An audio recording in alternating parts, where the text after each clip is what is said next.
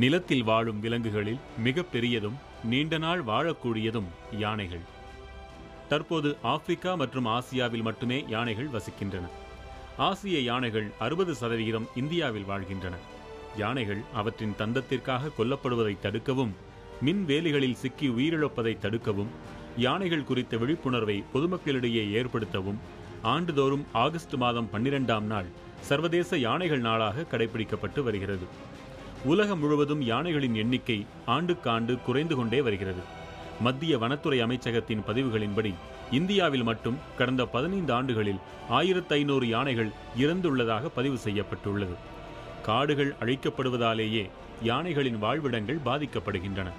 இதுவே அவற்றின் எண்ணிக்கை குறைய காரணமாக இருக்கிறது. இந்திய நூலகத் தந்தை என்று அழைக்கப்படும் எஸ்.ஆர். ரங்கநாதன் சீர்காழிக்கு அருகே உள்ள வேதாந்தபுரத்தில் 1892ஆம் ஆண்டு இதே நாளில்தான் பிறந்தார். 1924ஆம் ஆண்டு சென்னை பல்கலைக்கழக நூலகத்தின் நூலகராக நியமிக்கப்பட்ட ரங்கநாதன் நூல்களை பொருள் வாரியாக பிரித்து அடுக்கும் கோலன் பகுப்பு முறையை கண்டுபிடித்தவர். நூலகத்துறையைச் சேர்ந்த அறிஞர்களால் ஒப்புக்கொள்ளப்பட்ட இந்த முறையே தற்போது பல நாடுகளாலும் பின்பற்றப்பட்டு வருகின்றது. கோலன் பகுப்பு முறை மற்றும் சுட்டுமுறை குறித்து பல்வேறு நூல்களை எழுதிய எஸ்.ஆர். ரங்கநாதன் 1931ஆம் ஆண்டு நூலகவியலின் 5 விதிகளையும் வகுத்தவர். மேலும் 1939ஆம் ஆண்டு நூலக மாதிரி சட்டத்தையும் உருவாக்கிய எஸ்.ஆர். ரங்கநாதன் 1948ஆம் ஆண்டு சென்னை பொது நூலக சட்டம் நிறைவேற்றப்பட காரணமானவர்.